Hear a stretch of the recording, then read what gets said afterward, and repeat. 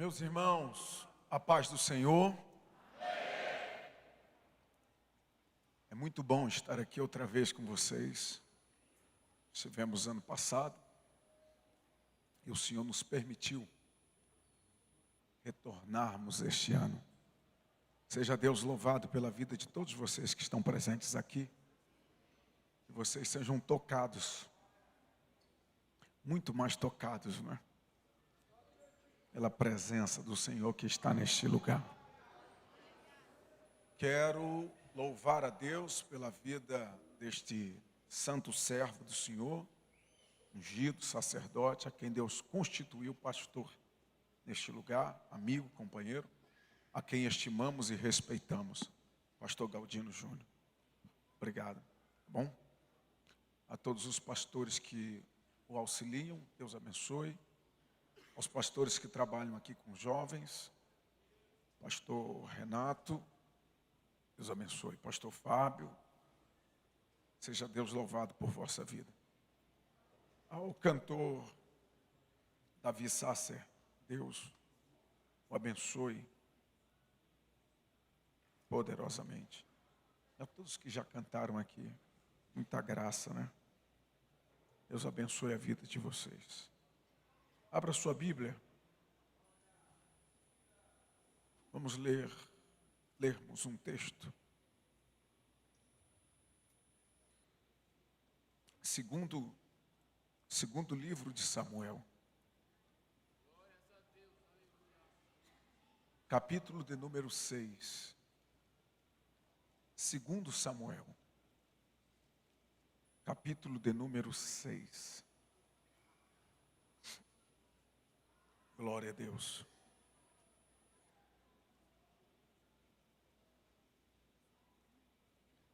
A partir do versículo de número 1, diz assim a palavra de Deus. Tornou Davi a juntar todos os escolhidos de Israel, em número de 30.000. Dispôs-se com todo o povo que tinha consigo, partiu para Balaá de Judá, para levarem de lá para cima a arca de Deus, sobre a qual se invoca o nome do Senhor dos Exércitos, que se assenta acima dos querubins. Puseram a arca de Deus num carro novo e a levaram da casa de Abinadab, que está em Geba, e seus filhos, Uzá e Aiô, guiavam o carro novo. Levaram a arca de Deus da casa de Abinadab, e Aiô ia adiante da arca. Davi e toda a casa de Israel alegravam-se perante o Senhor, com toda sorte de instrumentos de madeira, harpas, saltérios, tamborins, pandeiros e símbolos.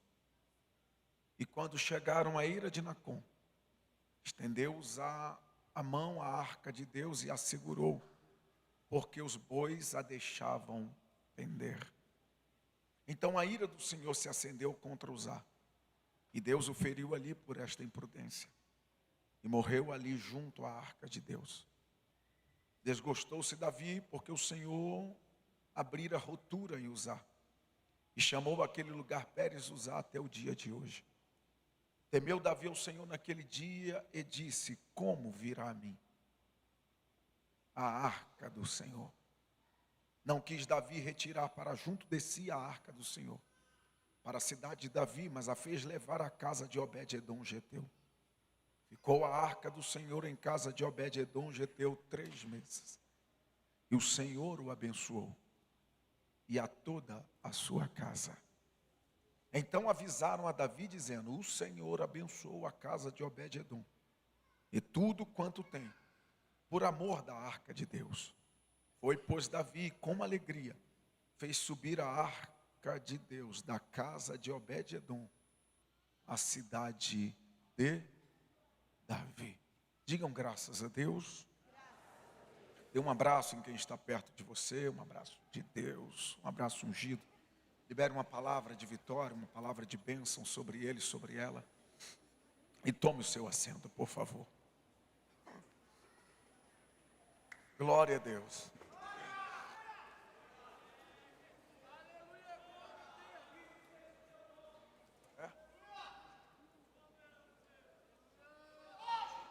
Eu quero falar hoje sobre a arca de Deus, não é? Pregar sobre a arca, já preguei sobre a arca tantas vezes. Falei sobre a arca como um dos componentes dos vários utensílios do tabernáculo que Moisés levantou no deserto, depois do templo que Salomão construiu. Você sabe que tanto o tabernáculo quanto o templo tinham 3 divisões: átrio, lugar santo e lugar santíssimo. E no átrio ficavam 2 utensílios: o altar do sacrifício, o altar do holocausto, de onde vem aquele versículo de Levítico capítulo 6, o fogo arderá continuamente sobre o altar e não se apagará. Era sobre o altar do sacrifício. E por que não podiam se apagar? Porque o povo pecaria tanto, e o fogo tinha que estar aceso sempre para haver purificação dos pecados do povo, não é? Simbolizando que o caminho para a presença de Deus, se o primeiro é altar do sacrifício e o último é a arca, o caminho para a presença de Deus começa com entrega. O caminho para a presença de Deus começa com sacrifício. Sem sacrifício não tem presença, né? Sem sacrifício não tem santo dos santos. Depois do altar do sacrifício ficava a pia de cobre, a pia de bronze, cheia de água, onde os sacerdotes lavavam as suas mãos, não é? E possivelmente lavavam os pés, pois há quem diga que durante o exercício sacerdotal eles não usavam nada nos pés. Então lavavam os pés, o altar, a pia representa a palavra de Deus, não é? A água representa a palavra. Vós estáis limpos, lavados pela palavra. No Santo dos Santos nós temos 3 utensílios. À direita ficava a mesa com os pães da proposição, 12 pães que ficavam ali por uma semana, e no sábado o sacerdote tirava e colocava pães novos, pães sem fermento, também apontando para a palavra, né? A necessidade de nos alimentarmos pela palavra de Deus, estarmos vivos com força por causa da palavra. À esquerda ficava o candelabro com suas 7 hastes. Essas hastes elas eram ocas, e dentro colocava-se uma especiaria, uma receita dada pelo próprio Deus que ninguém poderia copiar. Na ponta colocava-se um pavio, se acendia esse pavio que era alimentado por essa especiaria, e era o candelabro que iluminava o lugar santo. É do candelabro que a Bíblia usa uma expressão muito corriqueira chamada lâmpada de Israel. Quando a Bíblia fala sobre lâmpada de Israel, está se referindo ao candelabro. E existe até uma citação muito boa. A Bíblia diz: antes que a lâmpada de Israel se apague. Eu já vou explicar já isso aqui, porque tem tudo a ver com a minha mensagem. O terceiro utensílio do lugar santo era o altar do incenso, não é? O altar do incenso que ficava apegado ao véu.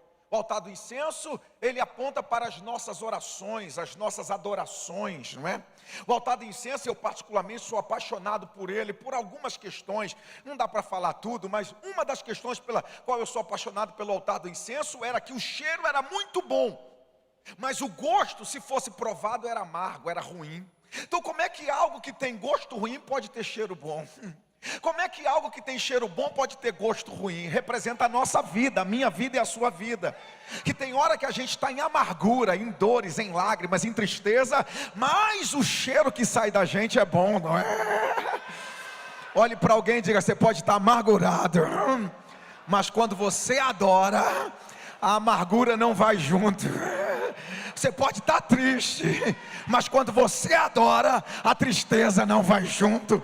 O que chega diante de Deus é um cheiro suave. Agora, meu Deus, lembrar é complicado. Pregar em igreja assim é muito ruim, irmão. Você vai lembrando, é inspiração. Quer ver outra coisa? Por que oração e adoração é comparado à fumaça? Tudo a ver com o louvor que você acabou de cantar aqui.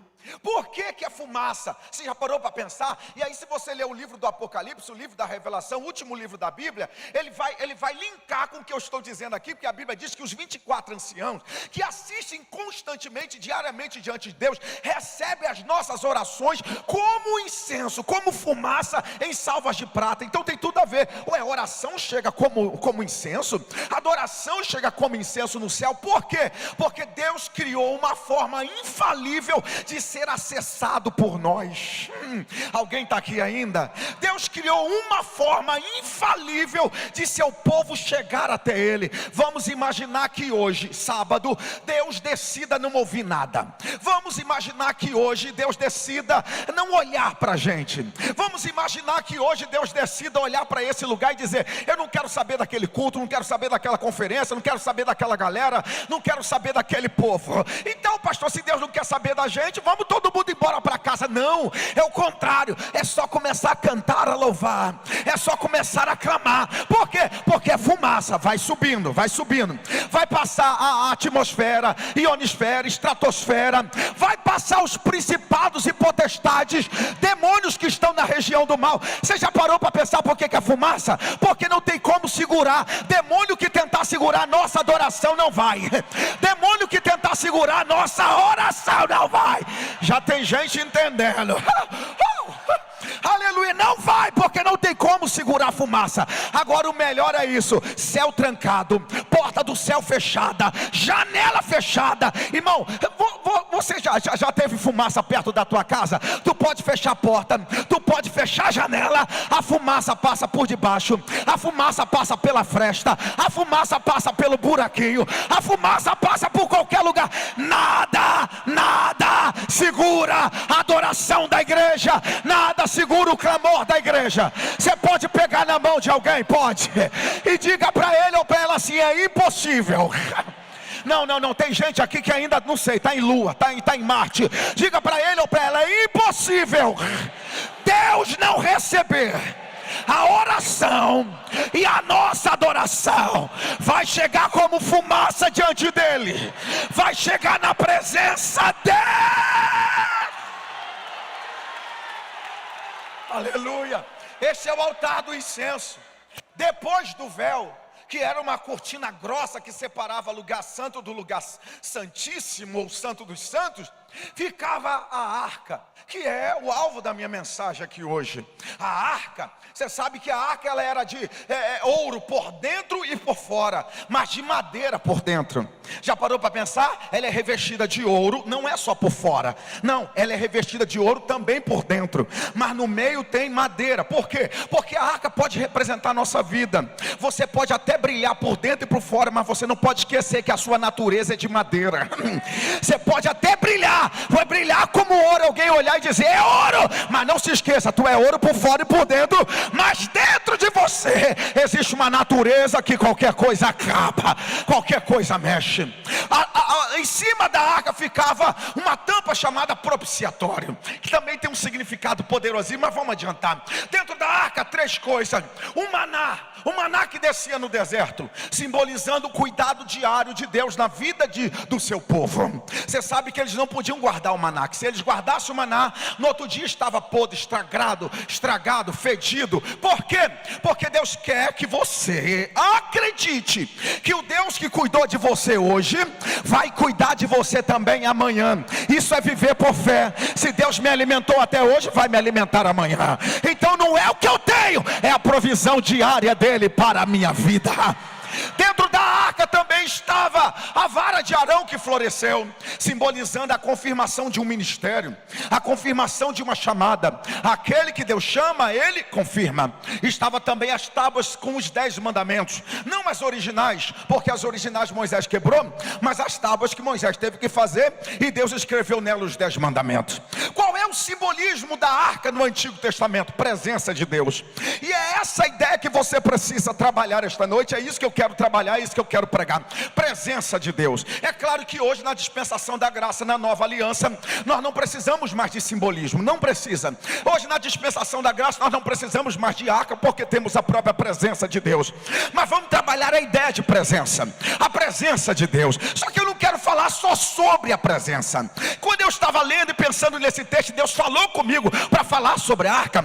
Deus mandou eu pregar sobre que tipo de relacionamento nós estamos tendo com a presença de Deus. Olhe para quem está perto de você e faça essa pergunta a ele ou a ela. Se ele tiver com cara feia, se ele tiver, não sei, qualquer coisa, pergunte para ele ou para ela: qual é o tipo de relacionamento que você está tendo com Deus?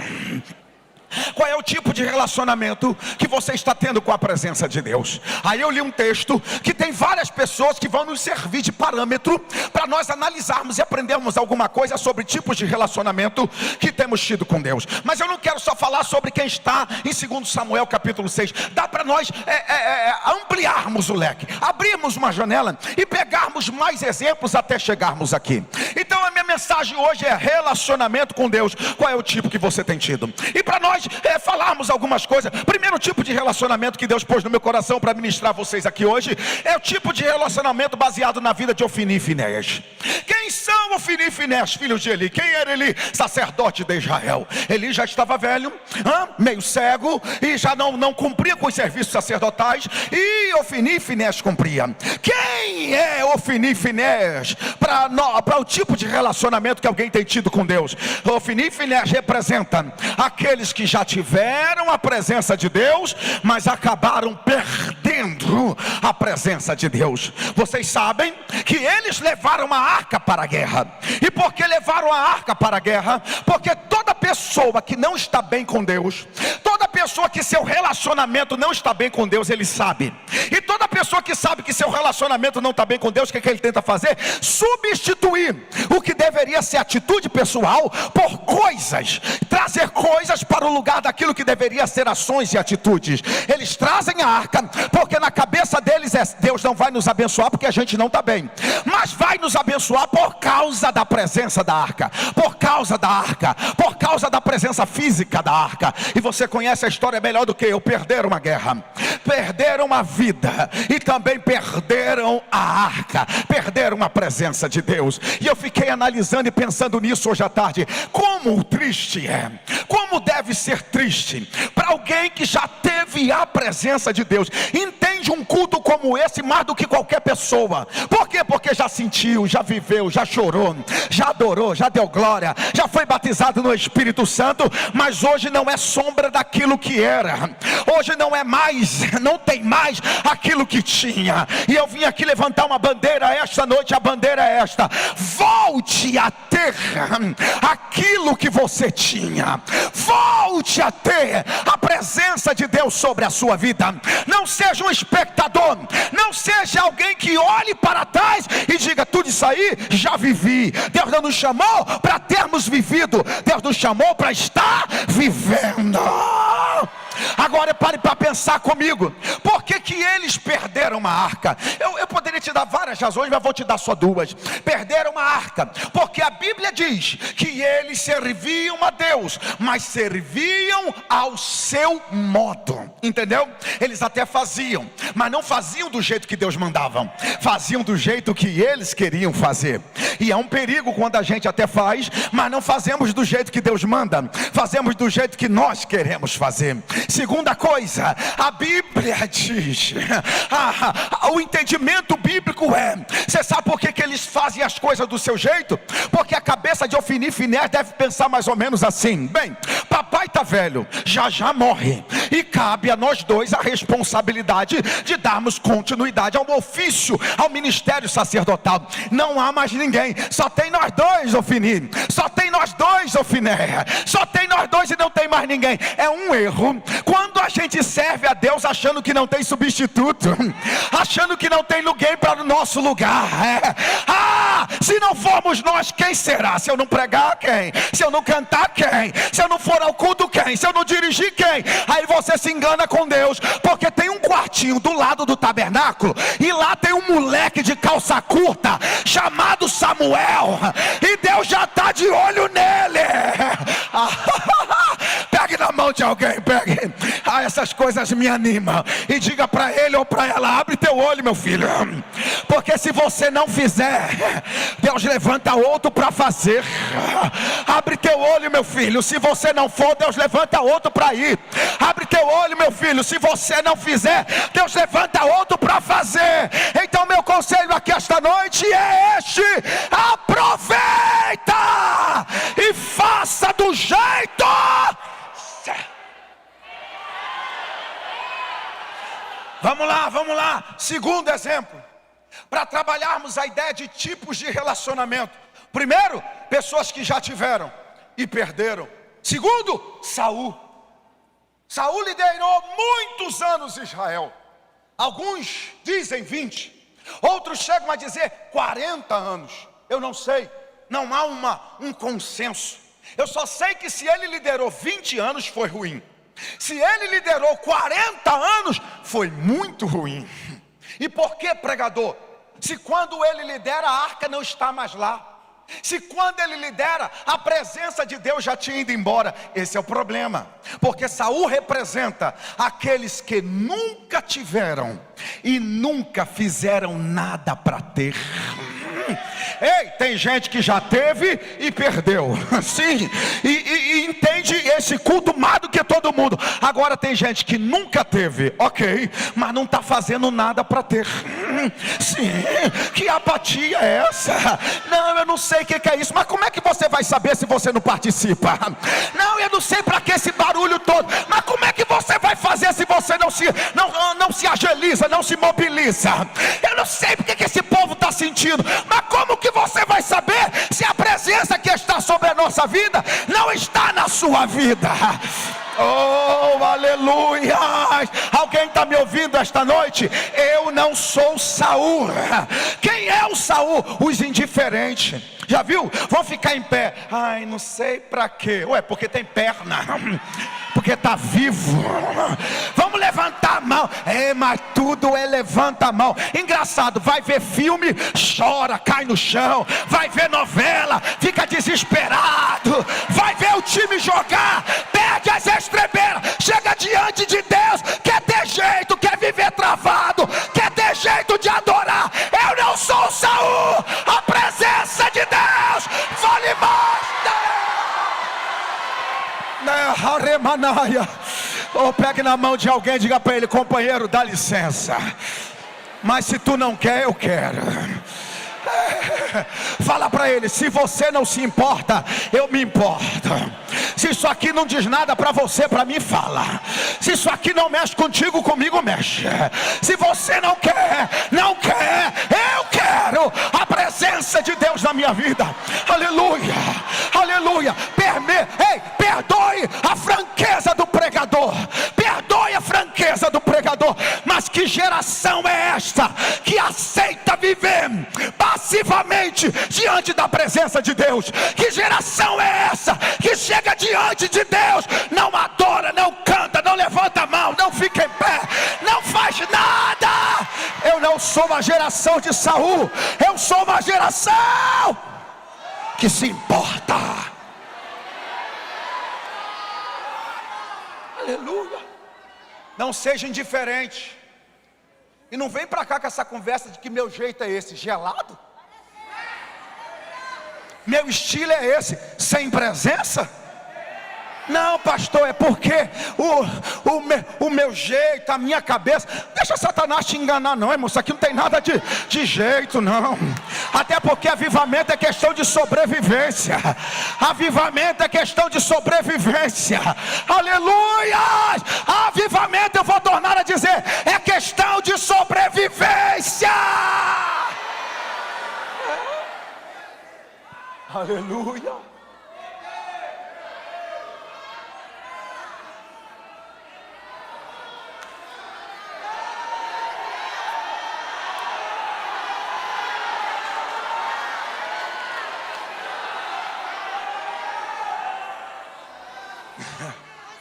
Aleluia. Dá para falar mais de quem? Vou falar para vocês agora sobre Abinadab. Quem é Abinadab? Abinadab foi aquele que guardou a arca. Coisa boa, né? Guardar a arca é coisa boa. Não dá para falar mal de Abinadab. A verdade é essa, não é? Mas eu percebi uma coisa em Abinadab. Primeira coisa que eu percebi foi quanto tempo a arca ficou na casa dele. Aí a gente conjectura um pouquinho. Se Saul liderou 20 anos, se foi 20, entenda, a arca chegou antes de Saul reinar. E ela sai, não é quando Saul deixa de reinar, ela volta quando Saul deixa de reinar, não. Saul morre, há uma indecisão sobre quem vai liderar, se é descendente de Saul ou Davi, que o povo estava dividido. Quando Davi assume, ele não assumiu todo Israel, ele assumiu primeiro Hebrom. e liderou 7 anos Hebrom. A arca não voltou nesse período. Depois de 7 anos liderando Hebrom, é que todo o domínio, todo o controle de Israel vem para ele. Mas 33 anos, totalizando 40 anos de reinado. Então, se foi 20, eu imagino, isso aqui é uma ideia minha, que a arca ficou lá 30 anos. Se foi 40 anos que Saul reinou, a arca deve ter ficado lá 50 anos. É muito tempo na casa de alguém. Coisa boa, 30 anos, 50 anos, não sei, tendo a presença de Deus perto. Ok, mas algo me chama a atenção. Segunda coisa, não tem uma vírgula. Não tem, e eu reli. Uma vírgula, 30 anos na casa de alguém, não tem uma vírgula dizendo que Deus fez, Deus deu, Deus melhorou o cara em alguma coisa. Se ficou 40 anos, não tem uma vírgula. E por que o senhor pensa assim? Porque a arca fica 3 meses na casa de um cara que nem de Israel é. 3 meses, 90 dias. O que é 90 perto de 30? O que é 90 dias perto de 50 anos? Nada. 3 meses na casa de um cara chamado Gitita. Aí a Bíblia diz: e Deus virou, mudou, transformou Obed-edom, sua casa e tudo quanto ele tinha. Tem alguma coisa errada. O cara aceitou Jesus ontem, e já está nesse nível de bênção. O cara está, eu vou entrar. O cara está aqui 30 anos, 50 anos e não tem uma experiência para contar. Qual é o problema de Abinadab, pregador? Abinadab é gente boa, Abinadab é crente, Abinadab não falta culto, Abinadab deve ser dizimista, ofertante, Abinadab é legal. Qual é o problema de Abinadab? É que ele tem, mas não aproveita o que tem. Conhece gente assim? Até tem, mas não está aproveitando tudo quanto poderia aproveitar. E aí, perdoe a franqueza do pregador, mas tem muita gente aqui sim, aqui assim. Até tem, pastor, eu já tenho. Ok, mas só isso? E já tá bom? Pastor, eu já fui batizado. Sim, mas só falou em língua no dia que foi batizado. Para que foi batizado? Língua estranha é para falar todo dia. A Bíblia diz que quem é batizado, quem fala em língua, fala a Deus e não os homens. Quem fala em línguas edifica-se a si mesmo. Você sabe qual é o problema de Abinadab? O cara tem direito, ei, eu disse direito de morar num palácio, mas decide morar num barraco. O cara pode andar de Ferrari, Lamborghini, pode, é direito. Senhor, a Lamborghini está te esperando, a Ferrari está te esperando, e o cara diz: não, quero andar de carroça. O cara pode comer uma mesa, um banquete todo dia, mas decide comer pão com manteiga. Despreza o banquete, não vai pagar, já está pago. Por quê? Por causa da mentalidade. Sabe qual é o problema, senhores? A gente fala tanto do filho pródigo, mas o irmão mais velho do filho pródigo é pior do que o filho pródigo. Filho pródigo foi embora, gastou, fez. Eu não estou dizendo que isso é um bom exemplo, não. Fica aqui na casa do pai, não saia da casa do pai, não. Mas o filho pródigo tem uma coisa que o irmão mais velho não tem: tomando conta de porcos, desejando comer a comida do porco. Olha o que ele fala: rapaz, eu estou aqui tomando conta de porco, desejando comer essa comida. Jornaleiro na casa do meu pai, olha como é que ele sabe. Jornaleiro na casa do meu pai tem abundância de pão. Eu vou voltar, e se ele me deixar ser jornaleiro, para mim tá bom. Só que filho é filho. Filho nunca vai ser tratado como jornaleiro. Quando ele volta, o pai, roupa nova, sandália nos pés, anel no dedo, e faz uma festa para ele. Estava morto e reviveu, estava perdido e foi achado. Ele sabe que na casa do pai tem abundância. Agora, olha o irmão que nunca desviou, nunca foi embora, nunca deu trabalho, nunca gastou nada, mas rancoroso, religioso, tomador de conta da vida dos outros. Irmão, me perdoe a franqueza, tem gente que termina um congresso como esse, ele fala da saia da irmã, ele fala da roupa dos outros, ele fala de não sei o que, mas glória a Deus e aleluia que é bom, não recebe nada. Deixa de ser chato, meu filho, tu tá aqui é para dar glória a Deus.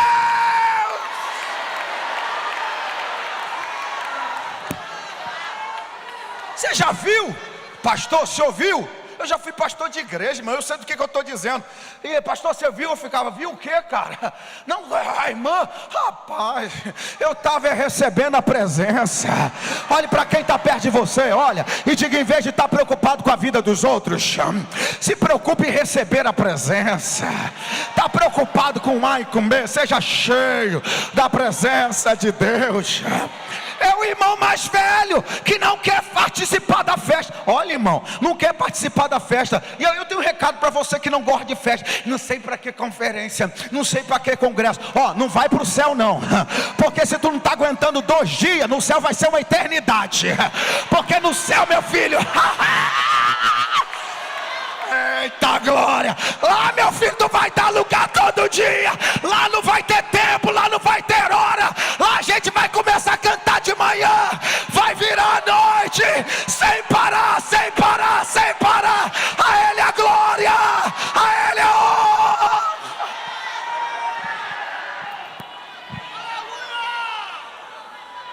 Não quer entrar na festa. Aí o pai que é bom, para provar que não ama mais a um e menos o outro, que era a cabeça deles, é tudo para ele, né? Não, o pai veio falar contigo também. O pai veio. E o que o pai tenta fazer?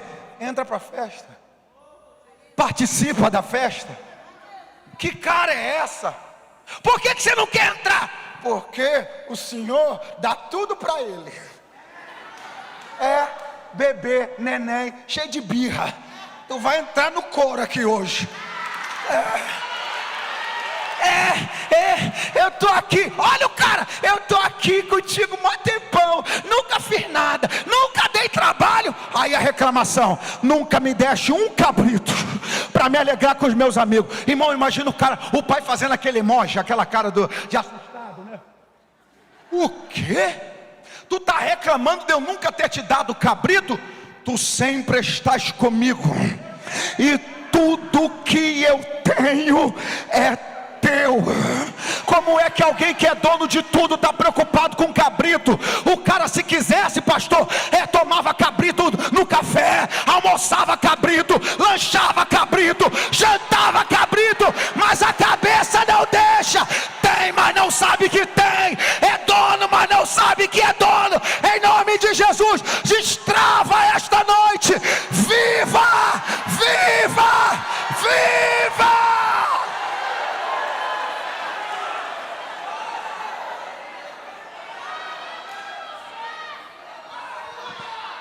Problema? Alguém que você que tu gosta de dar lugar. Eu gosto de gente gordinha assim. Vem cá, vem cá. Corre!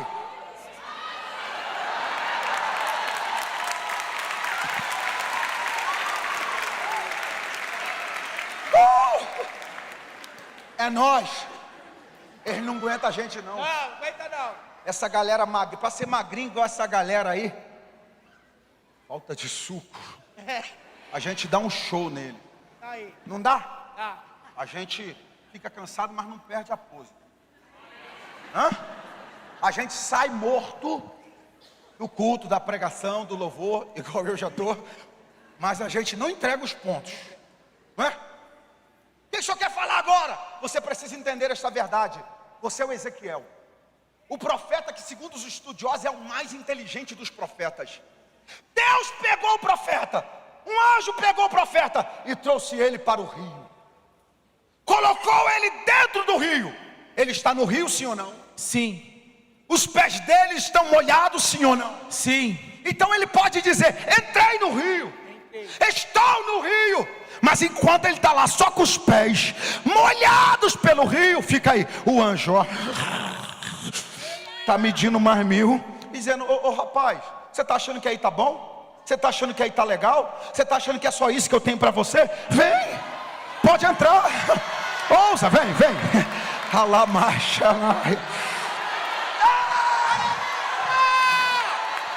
Pregar para gente inteligente é outra parada. Agora não está mais nos pés, já está no joelho. Aumentou o nível, sim ou não? Sim. A experiência é maior, sim ou não? Sim. Está sentindo coisas que nunca sentiu, sim ou não? Sim. Mas enquanto ele está nessa experiência, o anjo não está perto dele. O anjo já está medindo mais 1000. Já está medindo mais 1000. Já está medindo mais 1000. Oh! Pegue na mão de alguém, pegue. E diga para ele: Deus tem mais para nós. Deus tem mais para você.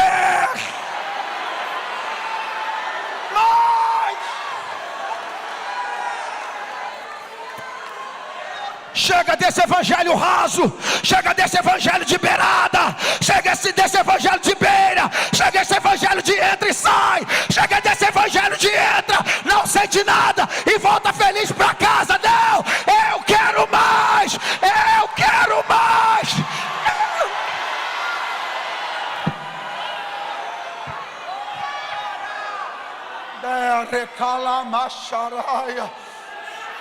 Água no joelho já é um grande nível, mas ele já mediu mais e está dizendo: Ezequiel, não é isso que eu tenho para você. Eu tenho mais. Viva mais, ouse mais, queira mais. Você quer, Ezequiel? Você quer? Então vem, Ezequiel, vem. Aí lá vem o Ezequiel. Já não está, ai, já não está mais no joelho, já está dando pelos lombos.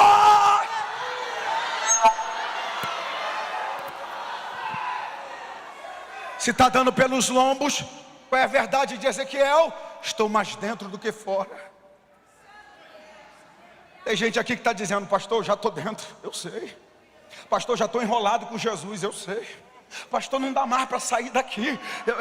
Aqui, ó. Eu estou quase perdendo o controle. Esse é o problema, quase perdeu. Você tem que perder todo.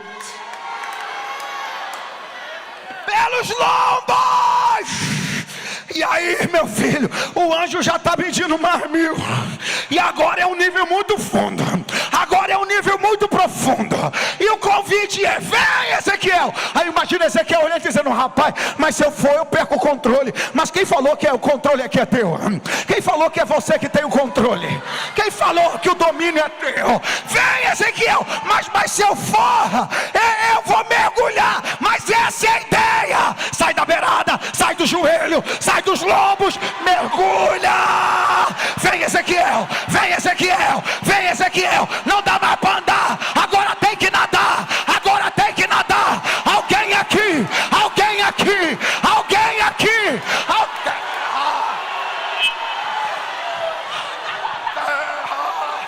alguém aqui, levante a sua mão, não seja conformado, queira mais, queira mais, queira mais.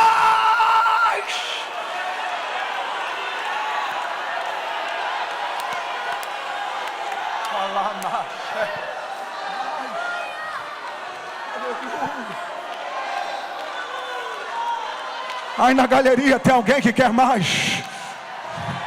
Aí em cima tem alguém que quer mais. Deramacaia. Aqui na minha direita tem alguém que quer mais. Aremacalamacheia. Aqui na minha esquerda tem alguém que quer mais. Pastor Galdino, não é mais drogas, não é maconha, não é cocaína, não, o que estamos oferecendo aqui não é prazer da terra. O que estamos oferecendo aqui é presença, presença, presença, presença. Aleluia.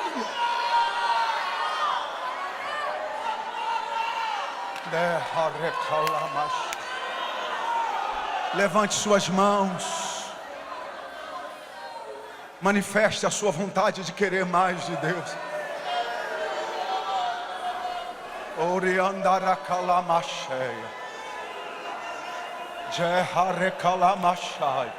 Abra sua boca, abra sua boca. Aleluia. Diga glória, diga aleluia. Diga para Deus: eu quero mais.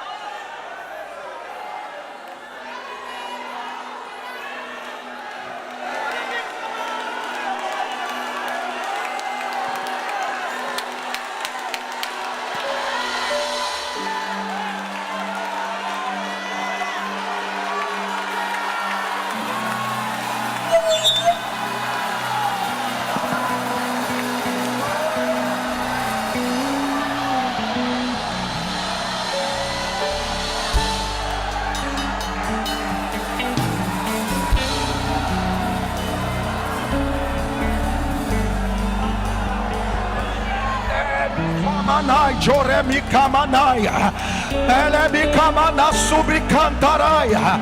Tem algum doido aqui, algum doido que tem coragem de sair correndo do lugar e vir aqui em cima me dar um abraço, porque o Espírito que está sobre mim vai tomar a tua vida esta noite. Não serás mais o mesmo, não serás mais o mesmo, não serás mais a mesma.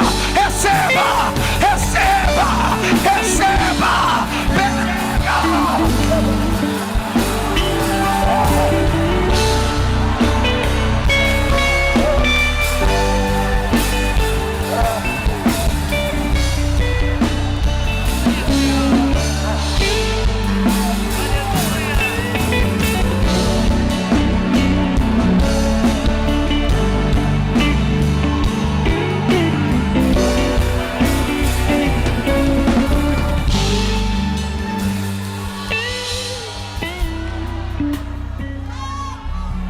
Que geração somos nós? Eu poderia falar sobre usar gente que pensa que tem, mas não tem. Tem cara de quem tem roupa de quem tem, anda com Bíblia de quem tem, fala como quem tem, mas na hora que mete a mão na arca, morre. Então não tem. Calaia. Posso falar sobre Obed-edom? Já estou terminando. Quem é Obed-edom? Gente que não era para ter. Obed-edom não é da tribo. Obed-edom não é de dentro. Obed-edom foi aquele que recebeu a arca, porque o rei quis se livrar dela. A arca está matando, cara. Eu não vou levar mais não. Coloca onde? Coloca nessa casa aí. Coloca. Gente que não era para ter. Quem são esses, pastor? Sou eu. Eu não merecia não. Você sabe onde é que eu morava? Eu morava num barraco do lado de um valão, lá na favela de Manguinhos, de frente pro Jacarezinho. Você sabe qual era o enredo da minha vida? As minhas tias diziam para minha mãe: vai virar bandido, vai matar, vai assaltar. Era o prognóstico, mas a arca entrou na minha casa. A presença.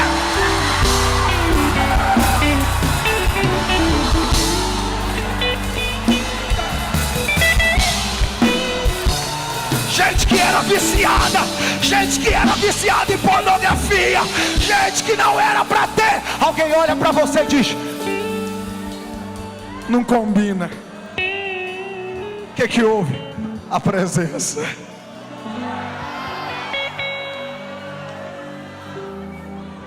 Mas eu termino falando para vocês que nós somos a geração Davi.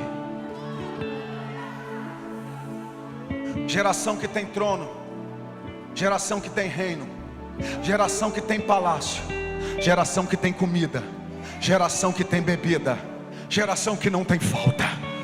Mas eu imagino o rei.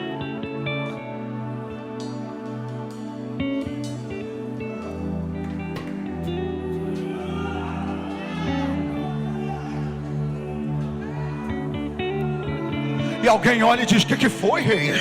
Que inquietação é essa? Que cara é essa? Que semblante é esse? Qual é a comida que o senhor quer? Pede, que a gente manda buscar, a gente manda fazer. E o rei dizendo: não, meu problema não é comida.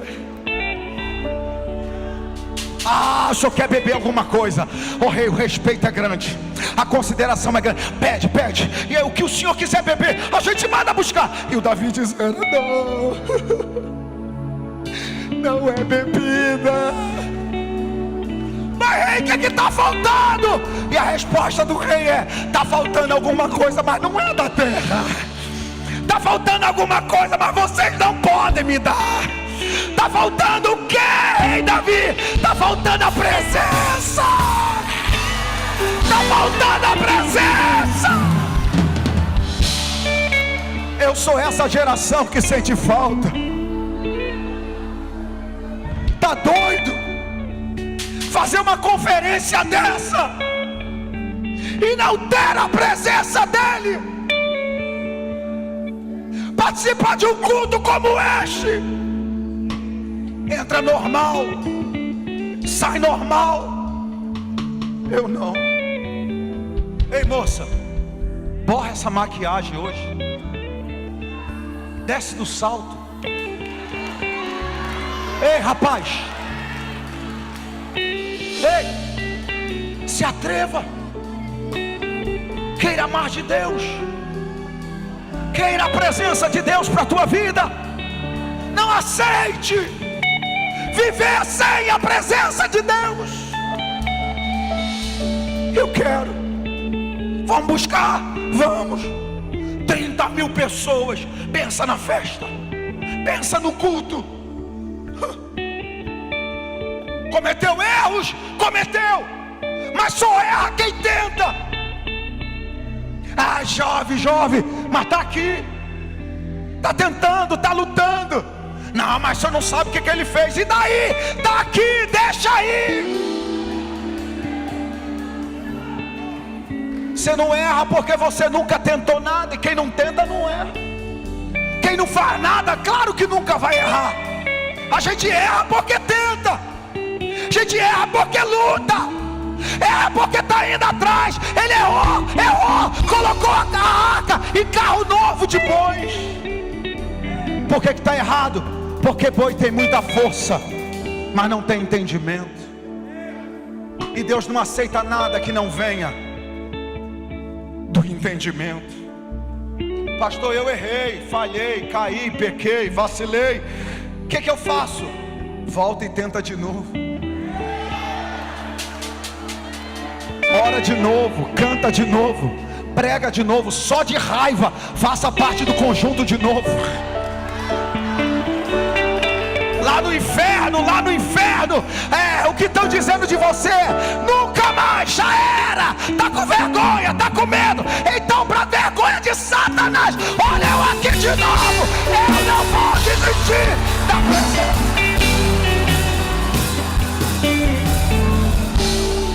A presença não é para os perfeitos. A presença não é para os perfeitos. A presença é para quem quer. A presença é para quem não vive sem. Lá vai Davi de novo. Mas agora a gente aprende com os erros. Agora homens. Por que homens? Porque todo projeto divino passa pela humanidade. Todo. De Gênesis a Apocalipse. Adão, primeiro homem.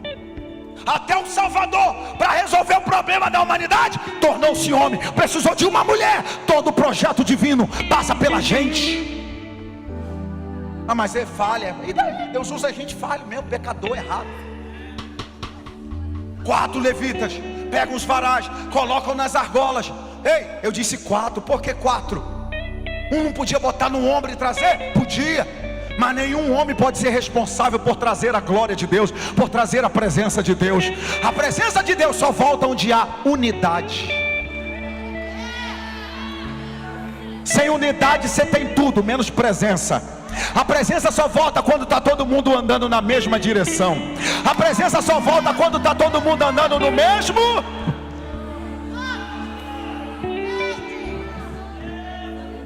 Olha como é que é diferente. Davi vem contando os passos que os sacerdotes vão dando. Conte comigo, é 1, é 2, é 3, é 4, é 5, é 6. Eu imagino o Davi gritando: para! O que foi, rei? Não, para, sacrifica. Mas rei, desse jeito vai demorar demais. É melhor uma presença que vem demorada e nunca mais sai.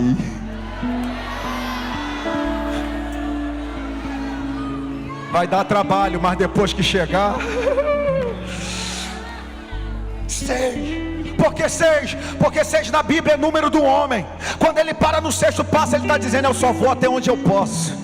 Eu só vou no meu limite. Daqui para lá, Senhor, graça, Senhor, misericórdia, para eu continuar. Para a gente terminar. Vem chegando na cidade.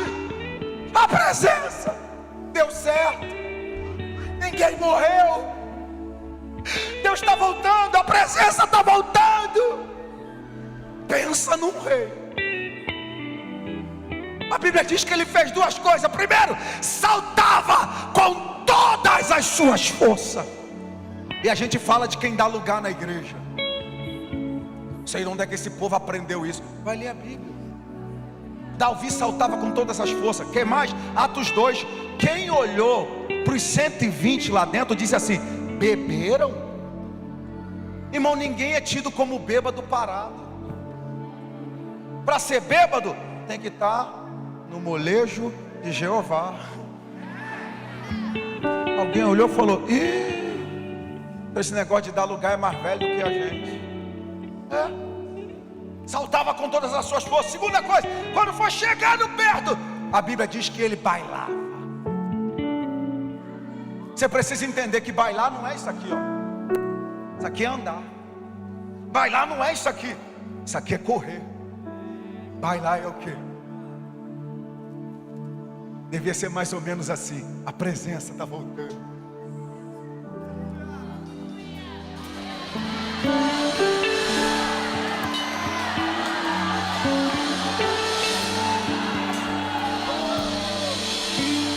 É a presença.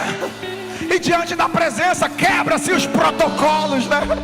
Diante da presença, como ficar parado, travado diante da presença? E outra coisa que você precisa levar em consideração: Davi não é porteiro do palácio, Davi não cuida do estacionamento, não. Davi é rei, mas diante da presença não há títulos, diante da presença não há função.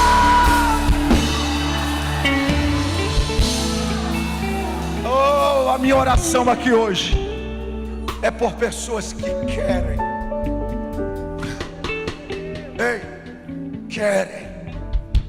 a presença de Deus para a sua vida. Se você é esta pessoa, fique em pé.